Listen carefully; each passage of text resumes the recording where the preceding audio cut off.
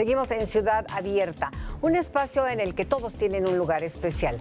La violencia política hacia las mujeres. De eso hablaremos a continuación con nuestra invitada Ana Joaquina Ruiz, coordinadora de Innovación Social y Participación Ciudadana del Instituto Simone de Beauvoir, organización feminista de la sociedad civil que pretende crear una sociedad democrática de derechos y libertades cimentada en el compromiso social y en la perspectiva de género. Ella ya se encuentra del otro lado del estudio con Geraldina González de la Vega.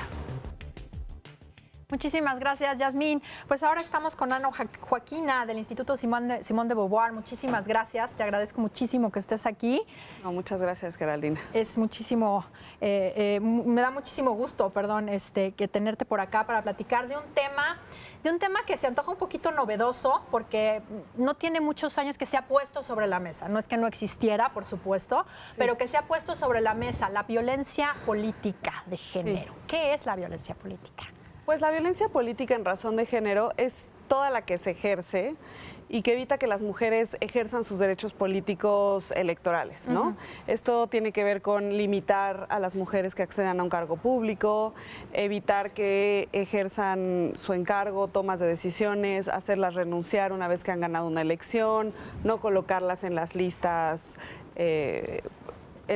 de candidatos para las elecciones, en fin, tiene que ver con limitar sus derechos político-electorales de cualquier tipo y bajo cualquier circunstancia, ¿no? ¿Por qué se siente un poco, decía yo hace un momento, que es un tema que se ha puesto sobre la mesa? Antes, por supuesto, existía violencia política de género, sí, sin embargo, no era tan evidente. Esto está, por supuesto, me imagino, relacionado con un tema de representatividad, porque las mujeres no ocupábamos tantos cargos de representación popular, sí, y no participábamos como candidatas tanto. Entonces, ¿está relacionada esta violencia política con el hecho de que haya más mujeres en cargos y en candidaturas de representación popular? Pues sí, o sea, en realidad la violencia política en razón de género existe desde que hay elecciones, ¿no? O sea, para empezar no pudimos votar hasta 1953 claro, en México, ¿no? Entonces ya había ahí una limitación de nuestros derechos políticos electorales. Después a las candidatas se les hacía renunciar, antes de que se reconociera el derecho al voto, se les hacía renunciar ya estando en el encargo, ¿no? Como no el caso de las Juanitas, ¿no? El famoso caso de las Juanitas sería un ejemplo. Sería un ejemplo más hacia nuestro tiempo, okay, ¿no? Sí, claro. Pero en realidad cuando las mujeres empiezan a ganar espacios en el espacio público, empiezan a ganar posiciones en el espacio público, empieza a haber como este cuestionamiento sobre si las mujeres tienen o no derecho a acceder a espacios del poder y a espacios de toma de decisiones, ¿no? Y entonces esto empieza a transformar los discursos y las cuestiones y las mujeres empiezan a visibilizar todos los retos que enfrentan en el acceso al poder y en el acceso a los espacios de poder, ¿no? Entonces, poco a poco las mujeres van ganando espacios, se van reformando las legislaciones, se van incrementando en un inicio las cuotas de género para obligar a los partidos políticos a que las mujeres participaran. Ahora ya estamos con el marco legal constitucional de la paridad, pero este incremento en la participación política de las mujeres pues sí implica un cuestionamiento de los espacios de poder y como tal implica un cuestionamiento hacia las mujeres y a su papel en el espacio de lo político, ¿no? Entonces empiezan a ver pues una regresión de estos derechos o cuestionar la participación de las mujeres en el espacio de lo político y entonces empezamos a hablar de violencia. Pero también es un tema novedoso o relativamente novedoso porque antes hablábamos de violencia política, sobre todo en el espacio de lo simbólico y en el espacio de la participación ciudadana, ¿no? O sea, ¿qué implicaba que una mujer estuviera en el espacio de lo político? ¿Por qué no podemos acceder a los espacios de toma de decisiones? Por ejemplo, hoy día, aunque estamos hablando de la legislatura de la paridad, no hay coordinadoras parlamentarias. Claro, que fue algo que se reclamó, ¿no? Justo, sí. O sea, ¿cómo es posible que tengamos un congreso paritario y no hubiera ninguna coordinadora, en la Jucopo, ¿no? En la Junta de Coordinación Política. Hay una en el Senado y luego metieron a 2 mujeres dentro de la Junta de Coordinación Política, pero no son coordinadoras parlamentarias, ¿no? No están en las principales comisiones, cuestiones de ese tipo, ¿no? Pero esta violencia, digamos, simbólica que las mujeres constantemente habían vivido, se suma con la violencia física de un proceso electoral que fue terriblemente violento, ¿no? O sea, el proceso electoral 2018 fue o ha sido el proceso electoral más violento en la historia de nuestro país, en el que hubo 17 mujeres asesinadas, ¿no? digamos, 113 candidatos, pero particularmente del tema de mujeres, fueron 17 mujeres las que fueron asesinadas. Y la violencia además se incrementa en el sentido de que las mujeres no solamente son violentadas en sus personas, sino en el resto de su familia, ¿no? En su entorno familiar. Entonces, cuando sufren amenazas, pues sufren amenazas sobre sus hijos, sobre sus parejas o sus esposos, etcétera, ¿no?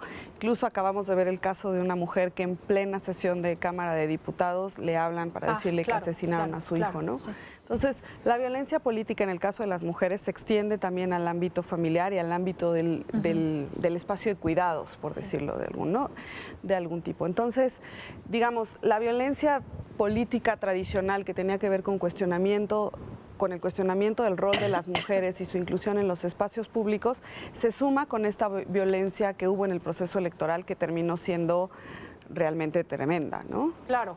Entonces, para dejarlo un poco claro, ¿se puede vivir violencia política de género dentro de las campañas políticas, pero también en el momento de ejercer el cargo de representación popular? Así es. E incluso en el momento, digamos, de la transición en lo que tienes tu encargo, en lo que vas a tomar el encargo público, ¿no? O sea, el caso que tú mencionabas de las mal llamadas Juanitas o de las candidatas que hicieron... Lo llamé así porque así es conocida la sentencia del electoral. Públicamente, pero, digamos, o el caso de las mujeres que ahora en Chiapas las hicieron renunciar a sus cargos públicos, ¿no? Al final del día son mujeres que ganan una elección y que les hacen renunciar a su cargo político para dárselos a un hombre, ¿no? Existen dos modalidades en ese caso, que es mujeres que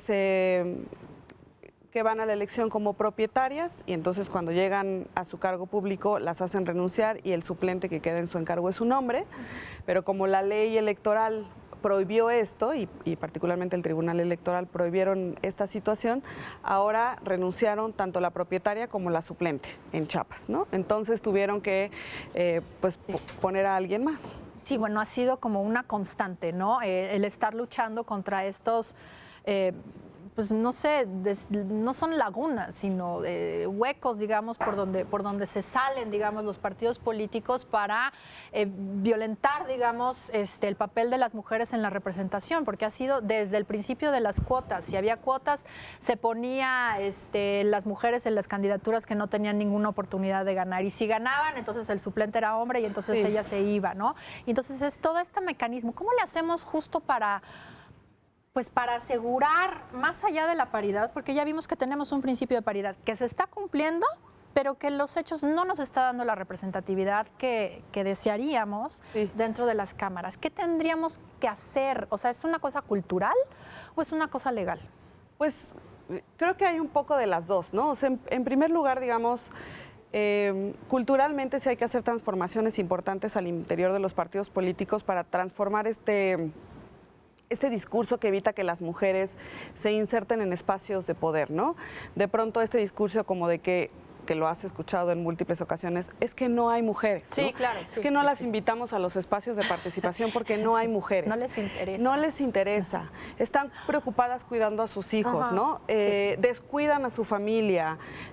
Todas estas cuestiones sí tienen que ver con una serie de estereotipos de género.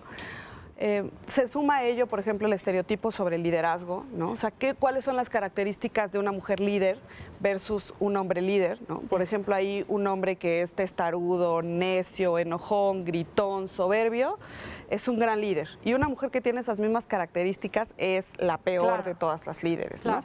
Se asume que las mujeres tendrían que ser cuidadosas, lindas, bien portadas, sumisas, calladas, ¿no? Entonces también ahí que tiene que ver, tenemos que transformar estas percepciones sobre el liderazgo de las mujeres.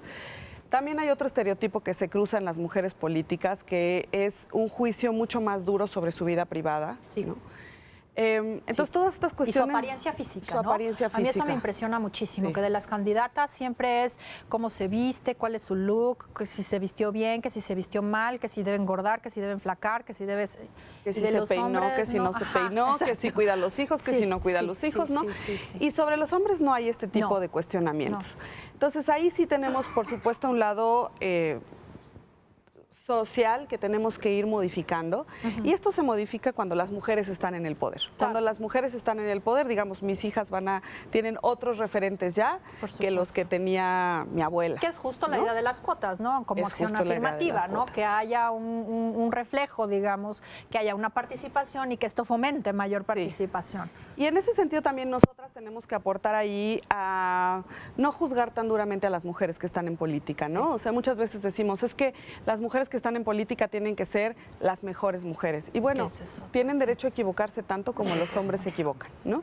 Entonces, eso es una cuestión social que tenemos que ir cambiando. Al interior de los partidos políticos también tiene que haber mucha más paridad, mucha más distribución del poder, mucho más distribución de los dineros públicos, ¿no? Por decir algo, el INE sacó un dato en el que en esta elección, de cada 3 pesos que se gastaban, por ejemplo, en campañas políticas, solo 1 era para las mujeres y 2 eran para los hombres, ¿no? Sí. Las mujeres van en fondos comunes de campañas políticas, mientras que los hombres les dan su propia campaña política o su propio staff y a las mujeres no. Pues sí, hay muchas cosas que requieren cambios. Esperemos tener un programa especial para hablar justo sobre la representación de las mujeres en una democracia. Sí. Me da muchísimo gusto que hayas estado por aquí, Ana Joaquina. Muchas gracias por la invitación. Te agradecemos mucho tu presencia y vamos a un corte, no le cambien.